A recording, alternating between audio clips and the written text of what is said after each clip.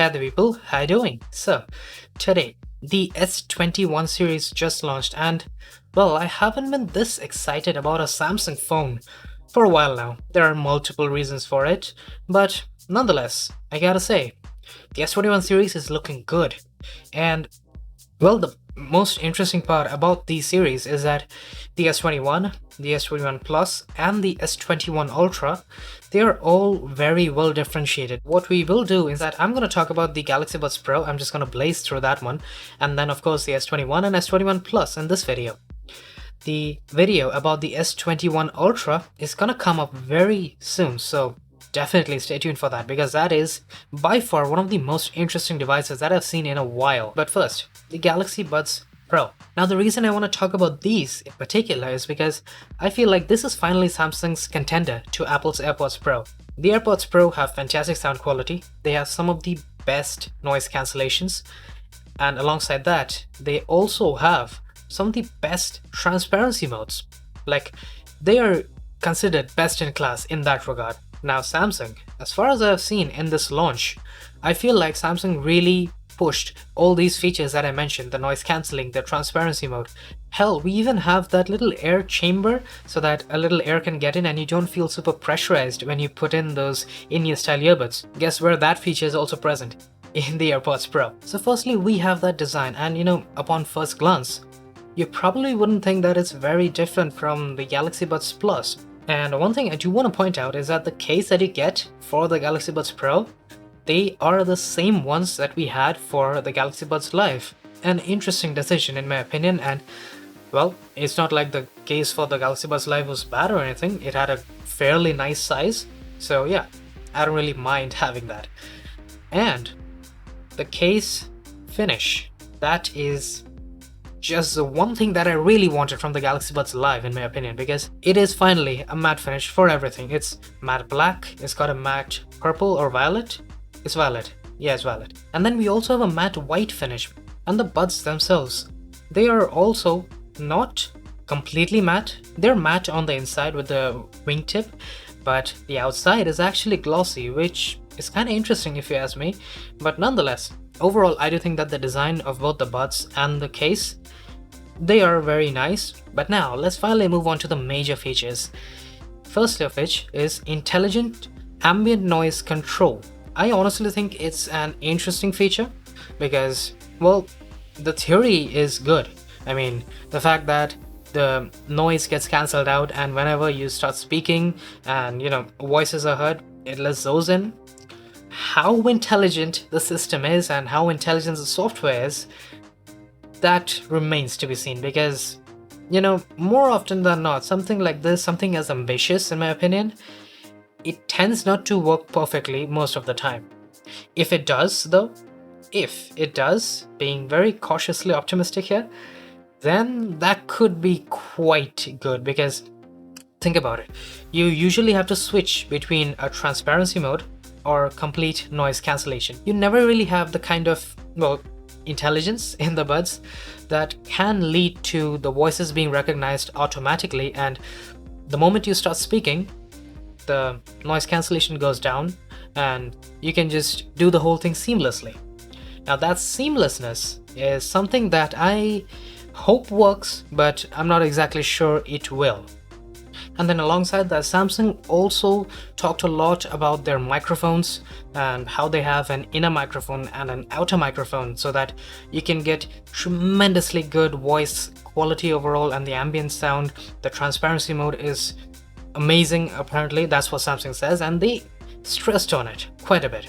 Now of course there are other things as well which I'm not entirely sure how well these will work. Samsung says that for the Galaxy Buds Pro we can get wind noise reduction, because apparently it's possible with these. They showed off a trailer where a girl sitting on the open hooded bus, apparently she can talk perfectly and everything is heard. Well, if it can truly reduce that kind of wind noise, well, I'm all for it. I mean, damn, that would be quite impressive if you ask me. Next up we have battery. Well, this one's battery, it's not that great as far as I've seen, because Samsung says that we can get up to 5 hours of listening with the intelligent ANC turned on, and then you could get another 13 hours from the case. That's a total of 18 hours, and yes, it is not crossing that 20-hour threshold. I feel like wireless earbuds as a whole, if they can cross 20 hours, then they are at the good battery life stage. But this one, because it's just shy of 20, I would say it's barely above average, is how I would want to put it. But if you turn off ANC, then we can get up to 28 hours. That is amazing battery life. But let's face it, when you're paying $200 for earbuds that are specifically tuned towards active noise cancellation and the ambient mode or transparency mode, whatever you have it, well, then you want to use those features, right? You don't want to turn them off just so you can get good battery life. So I guess that kind of wraps up the overall feature set of the Galaxy Buds Pro. You know, it's interesting. Again, on paper, it is an amazing product, and if it works, well, that remains to be seen. But if it works, it could be quite easily one of the best competitors of the Airpods Pro. But anyways, now let's move on to the big deal, the S21 lineup. We are obviously, as I said before, going to be talking only about the S21 and S21 Plus here. So let's talk about that design, because, man, that is quite an interesting design. I feel like it has some kind of DNA from the Note 20 Ultra with the ringed lens structure that it had, but now they are covered with metal, like quite literally, they're cased in metal. But what I really believe is that this design is super bold, and like, I haven't held the device myself, but damn, I like it. I like how it looks. It looks beautiful in a very different way. It's bold in a very different way as compared to the Note 20 Ultra.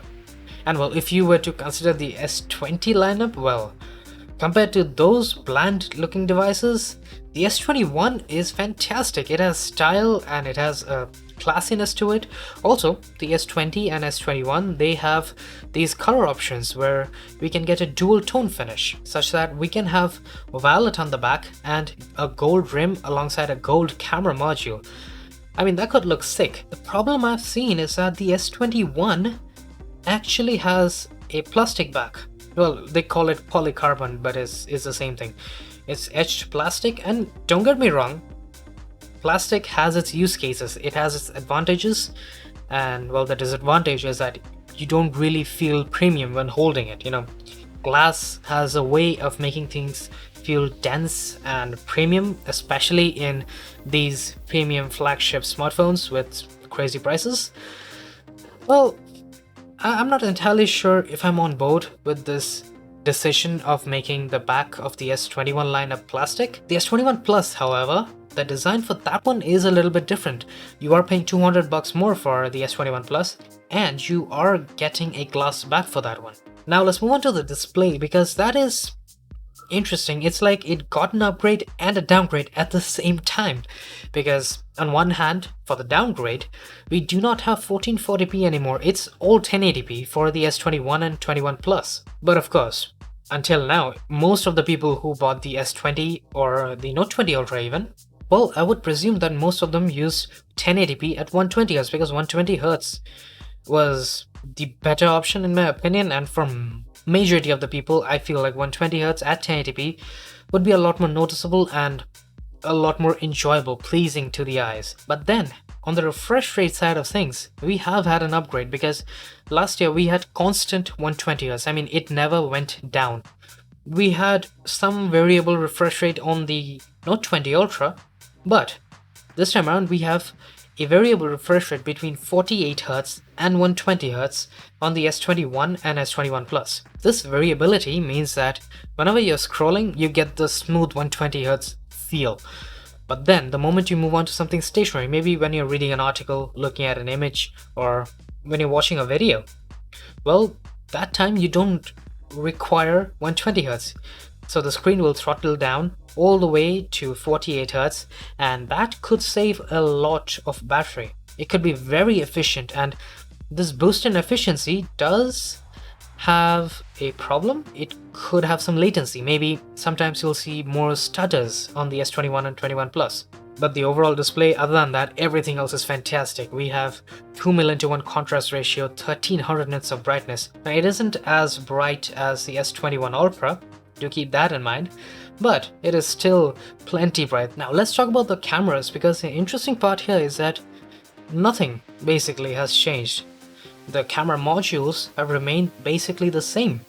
We have the same 12 megapixel main camera, we have the same 10 megapixel selfie camera, we have the same 12 megapixel ultra wide, and obviously the same 64 megapixel telephoto camera. Now the fact of the matter is, we do not have an actual telephoto camera. The 64 megapixel just uses the crazy resolution to crop in, and it works fairly well. Up to 3 times zoom, you see almost no detail loss. I personally believe that for the cameras, the major upgrades are in the software, in the processing, because we do have a new and fairly powerful processor, so I would say that we have much better processing. And then of course there's a video side of things. Much better super steady video. It's at 60 Hz this time around as compared to just 30 Hz.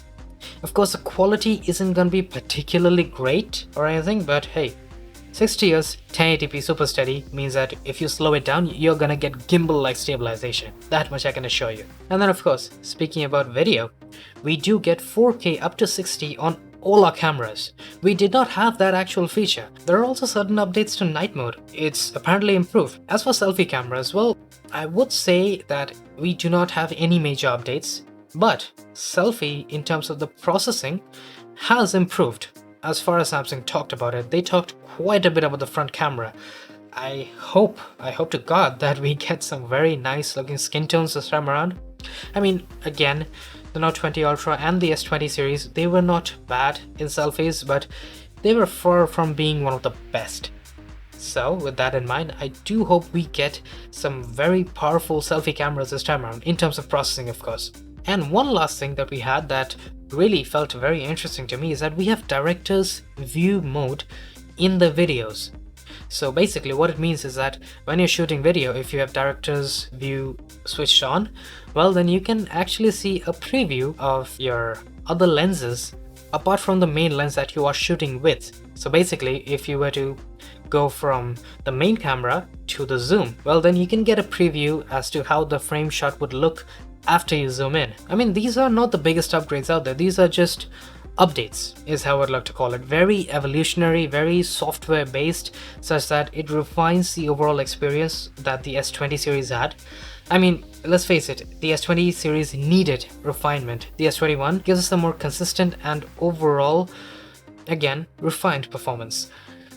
Speaking of performance, well, we do have the Snapdragon 888 processors, as you'd expect. Those are the flagship processors.